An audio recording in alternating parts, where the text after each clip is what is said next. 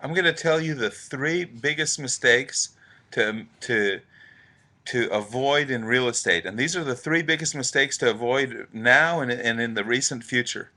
The biggest mistake to make in real estate today is if you own a property to sell it between 2011 and 2016, because these are the price lows, and we're going to see after the real estate foreclosures are sold off around 2015, we're going to see massive appreciation after that.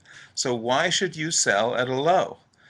Real estate prices are crashed. Why do you want to sell at a low? So 2011 through 2016 is the absolute worst time to sell a property if you own one. That is the biggest mistake you could make today.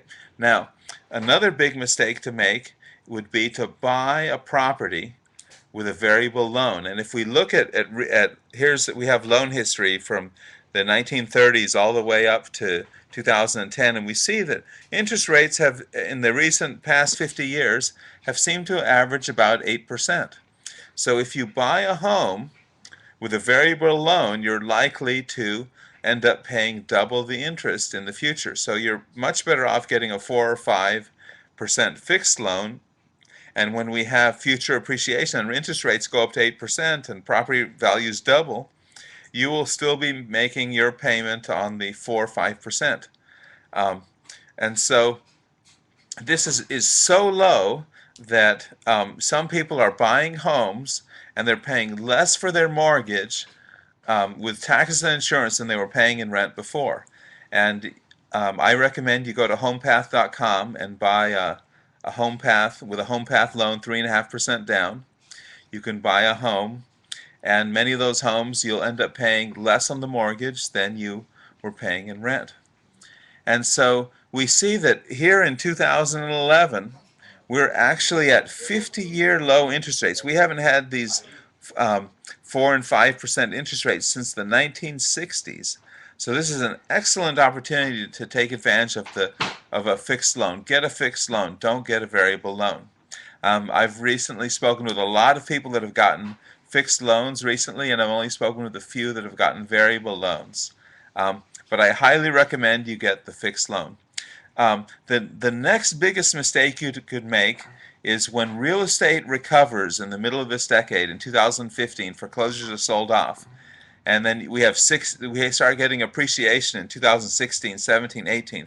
By 2018, I expect between 2016 and 2018, I expect real estate to recover very strongly um, because of so much money that has been printed. We'll have inflation, and because we'll be so underbuilt at that time that population increase will drive another demand, another real estate boom. And I expect between 2016 and 2018 real estate prices to double. And when real estate prices double, the government will raise rates to try and slow down inflation. And this will be very bad for airlines, auto manufacturing, and retail stores that owe a lot of debt. And when their interest rate payments go up, they'll be forced to lay off. It'll make the economy look very, very weak. Even though real estate has recovered and we're having a real estate boom, it'll make the economy look weak. Interest rates will go up. People will get calls from realtors and they say, you know, your house has doubled between 2016 and 2018. Interest rates have gone up to 8, 9%. That's bound to, you know, the economy is weak. We're getting another wave of layoffs.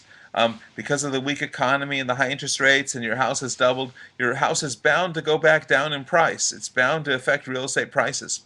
And that is going to be a big mistake to sell at that time, to give in to the pressure in 2018 and sell your home, because I believe that between 2018 and 2027, real estate will still quadruple in price. And if you sell after your home doubles in price, you'll look back and see that it was the biggest mistake you could have the biggest mistake you could have made. And so you want to hold on to your property until 2027. Let this inflationary wave just hit your property and push the price way up. And when you look back at it in 2027, you'll say, boy, I'm so happy that I held on and I didn't sell in 2018. Um, This has been Alan Kendall. I hope you like my little presentation on the 3 biggest mistakes to avoid in real estate in the coming years. Have a nice day. Bye-bye.